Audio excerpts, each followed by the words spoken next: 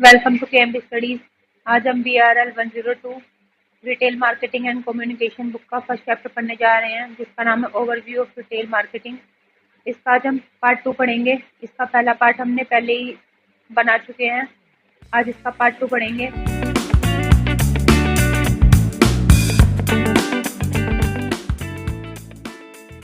इसमें आज हम टॉपिक पढ़ेंगे जिसका नाम है retail strategy and structure with margin turnover model.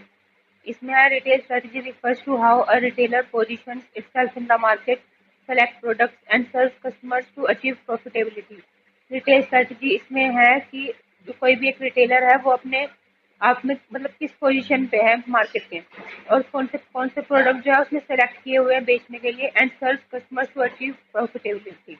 इसमें कि और कस्टमर्स को कैसी कैसी जो सर्विसेज है वो सर्व करता है प्रॉफिट जो है वो अचीव करने के लिए।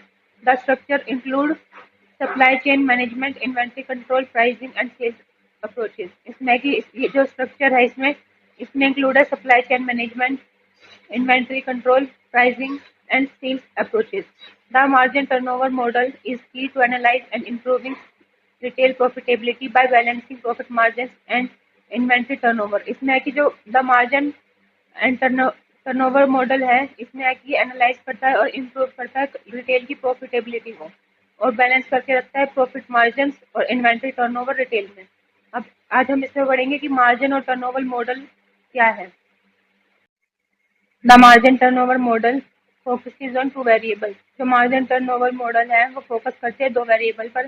पहला है ग्रोस मार्जिन, दूसरा इन्वेंट्री टर्नओवर। ग्रोस मार्जिन में है कि the profit percentage made on each sale, कि अगर कोई भी रिटेलर है, कोई भी एक बिजनेसमैन है, वो एक प्रोडक्ट से कितना जो भी प्रॉफिट है वो कमा रहा है। अगर वो एक प्रोडक्ट बेच रहा है किसी भी कस्टमर को, तो उसके अंदर उसको कितना मार्जिन मिलेगा, तो उसको बोलते हैं ग्रोस मार्जिन। इन्वेंट्री टर्नओवर में the frequency with which the inventory is sold and replace, कि अगर कोई भी रिटेल स्टोर है तो उसकी जो भी इन्वेंट्री है कितनी जल्दी जल्दी जो है वो निकल रही है, उसकी फ्रीक्वेंसी जो होती है उसको बोलते हैं inventory turnover. These two factors determine the retailer's overall profitability and help businesses to choose the right strategy। इसमें है कि ये जो दो फैक्टर है वो डिटरमाइन करते हैं कि रिटेलर की जो ओवरऑल प्रॉफिटेबिलिटी है वो कितनी होगी, और हेल्प करते हैं बिजनेस को कि वो चूज कर सके अपनी राइट जो स्ट्रेटेजी है रिटेलर में। इसमें काफी सारे स्ट्रेटेजी है। पहला है हाइट मार्जिन और हाई टर्नओवर। इसमें क्या है कि अगर कोई भी एक रिटेलर है उसने ऐसी जो प्रोडक्ट्स है वो चूज कर रखे हैं जो कि प्रीमियम प्राइस पे है, मतलब बहुत ज़्यादा हाई है, तो उसको हाई मार्जिन तो उसमें मिलेगा ही अगर वो बेचेगा तो।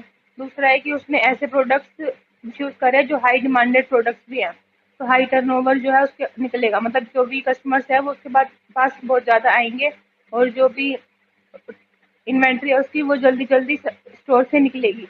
Retailers in this category sell premium price high demanded products that move quickly, maximising both profit per item and sales volume. इसमें है कि जो रिटेलर है इस कैटेगरी में वो प्रीमियम प्राइस पे जो है वो अपने प्रोडक्ट पहली बात तो सेल करता है, दूसरा वो हाई डिमांड प्रोडक्ट जो वो सेल करता है जो कि बहुत ज़्यादा जल्दी जल्दी स्टोर से निकलती है।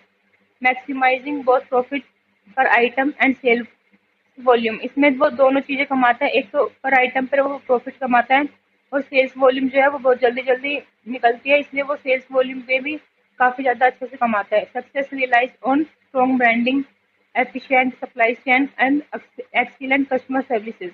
इसमें कि जो भी स्टोर में जो कैटेगरी है वो सक्सेस रिले होती है स्ट्रॉन्ग ब्रांडिंग पर, कि किसी भी रिटेलर ने कैसी जो ब्रांडिंग है वो रखी है। एफिशिएंट सप्लाई चेन होनी चाहिए क्योंकि बार बार जो टर्नओवर है वो इसमें बहुत ज़्यादा हाई है। And excellent customer services. Example include है इसमें हाई टेक एंड प्रोडक्ट्स, जैसे कि हाई एंड जो टेक्नोलॉजी प्रोडक्ट्स होते हैं वो काफ़ी ज़्यादा हाई मार्जिन पे भी बिक सकते हैं, और उनकी जो भी डिमांड होती है वो काफ़ी ज़्यादा हाई होती है। एंड लग्जरी फैशन आइटम्स, इसमें है कि जो लग्जरी फैशन आइटम जो है वो काफ़ी ज़्यादा हाई मार्जिन पर बिकते हैं और उनकी डिमांड भी बहुत ज़्यादा होती है। इसके बाद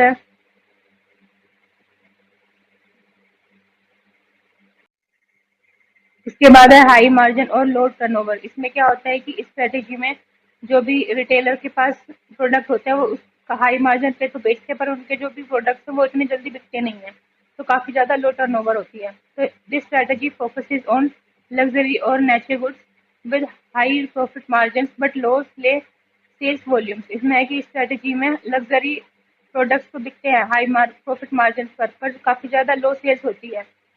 तो retailers like luxury car dealers और art galleries rely on fewer but high profitable sales. इसमें है कि जो रिटेलर्स जैसे कि लग्जरी कार बेचना तो हाई मार्जिन पर तो वो बिकती है पर लो टर्नओवर होता है, इतने कस्टमर उसको खरीदते नहीं है एक दिन में। तो हाई मार्जिन तो होता है पर लो टर्नओवर होता है। और आर्ट गैलरी भी इसमें आती है क्योंकि वो काफ़ी ज़्यादा कम बिकती है पर हाई प्रॉफिट जो है वो कमा कर देती है किसी भी रिटेल स्टोर को। And facing executively and premium customer experience. इसमें क्या होता है कि जो भी एक्सपीरियंस है कस्टमर को काफ़ी ज़्यादा अच्छा मिलता है और एग्जीक्यूटिवली मिलता है। इसके बाद है लो मार्जिन और हाई टर्नओवर। कोई भी एक रिटेल स्टोर है तो उसके पास लो मार्जिन पे तो वो बेच रहा है प्रोडक्ट पर हाई टर्नओवर है उसके पास।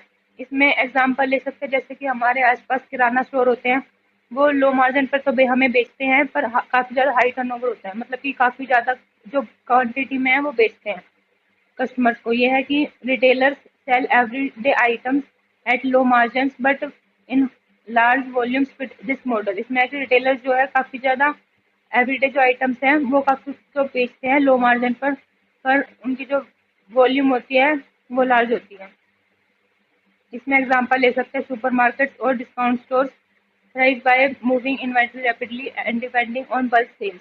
जो सुपरमार्केट और डिस्काउंट स्टोर्स होते हैं वो काफ़ी जल्दी जल्दी जो उनकी इन्वेंट्री है वो तो निकलती है पर उनके पास लो मार्जिन होता है, इसलिए इसको सुपरमार्केट और डिस्काउंट स्टोर यहाँ पर एग्जांपल ले सकते हैं। Efficiency in logistics and competitive pricing are crucial to success. इसमें है कि अगर हमारी लॉजिस्टिक जो है अच्छी नहीं हुई तो हम जो हाई टर्नओवर है मतलब जो डिमांड है कस्टमर्स की हाई है तो हम उनको पूरा नहीं कर पाएंगे। इसलिए जो यहाँ पर लॉजिस्टिक की जो भी एफिशिएंसी है, लॉजिस्टिक मतलब कि सप्लाई चेन वाले जो भी है उनकी एफिशिएंसी और कॉम्पिटिटिव प्राइसिंग मतलब काफ़ी ज़्यादा जो लो है हमें यहाँ पे वो प्राइस रखना है, तो जब भी हमारी जो सक्सेस है वो इसमें हो पाएगी। इसके बाद इसके बाद फोर्थ है low margin and low turnover. इसमें क्या होता है कि जो भी एक रिटेल स्टोर है वो काफ़ी ज़्यादा मतलब कम मशहूर है, इसमें लो मार्जिन पे भी वो बेच रहा है और लो टर्नओवर पे भी है, मतलब इतना ज़्यादा वो मशहूर नहीं है ना, उसके जो भी ब्रांड है वो इतने अच्छे हैं कि कस्टमर उसको ले पाए। यह retailers in this quadrant struggle with low slow moving और लो प्रॉफिट प्रोडक्ट। इसमें जो रिटेलर है उसको काफ़ी ज़्यादा स्ट्रगल करना पड़ता है क्योंकि उसकी जो इन्वेंट्री है वो काफ़ी ज़्यादा स्लो मूविंग है और उसके जो भी प्रोडक्ट है वो काफ़ी ज़्यादा लो प्रॉफिट जो है उसको कमा के दे रहे हैं। This strategy often leads to financial challenges. ये जो स्ट्रेटजी है वो काफ़ी ज़्यादा फाइनेंशियल चैलेंजेस इसमें देखना पड़ता है क्योंकि नाइदर सेल्स वॉल्यूम और nor margin are high enough to sustain profitability. क्योंकि इसमें जो भी रिटेलर है ना तो उसकी सेल्स वॉल्यूम जो है वो हाई है और या तो उसको इनफ इतना प्रॉफिट मिल रहा है जिससे वो सक्सेस कर सके। रीपोजिशनिंग और rebranding usually needed for survival. इसमें क्या करना होता है क्योंकि इससे हम कमा तो सकते हैं नहीं तो लॉस में ही जाएंगे, तो इसमें क्या है कि रीपोजिशनिंग करनी पड़ेगी या हमें ब्रांडिंग जो है वो अच्छे अच्छे करने पड़ेंगे, रीब्रांडिंग करनी पड़ेगी ताकि जो हमें सर्वाइव इसमें कर पाए। इसके बाद है डायग्राम मार्जिन टर्नओवर क्वाड्रेंट। इसमें जो अभी हमने चारों ऊपर पढ़े हैं स्ट्रेटेजी, इसमें इसके डायग्राम के बारे में बताया है। इसमें है आगे डायग्राम, ये है लो मार्जिन, हाई मार्जिन और यहाँ पे है हाई टर्नओवर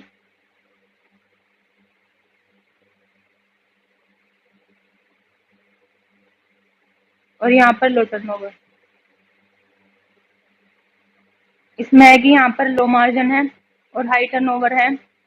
जैसे कि यहाँ पे है लो मार्जिन और हाई टर्नओवर, तो यहाँ पर है कि डिस्काउंट स्टोर, इसका एग्जांपल है डिस्काउंट स्टोर। वहाँ पर जो मार्जिन है वो काफ़ी ज़्यादा लो भी रखा जाता है और जो उनकी सेल्स की डिमांड है वो काफ़ी ज़्यादा जल्दी जल्दी बिकती भी है, तो यहाँ पर डिस्काउंट स्टोर में है इसका एग्जाम्पल। इसके बाद है हाई टर्नओवर और हाई मार्जिन। इसमें दोनों है, पहला हाई मार्जिन और हाई टर्नओवर। इसमें एग्जांपल है कन्वीनियंस फूड स्टोर, उसमें हाई मार्जिन भी मिलता है और हाई टर्नओवर भी मिलता है क्योंकि ये इंसेंशियल है, फूड तो सबकी ज़रूरत होती है इसलिए वहाँ पर काफ़ी ज़्यादा अच्छा बिकता है। इसमें है कि हाई मार्जिन और लो टर्नओवर, इसमें दोनों होता है हाई मार्जिन और लो टर्नओवर।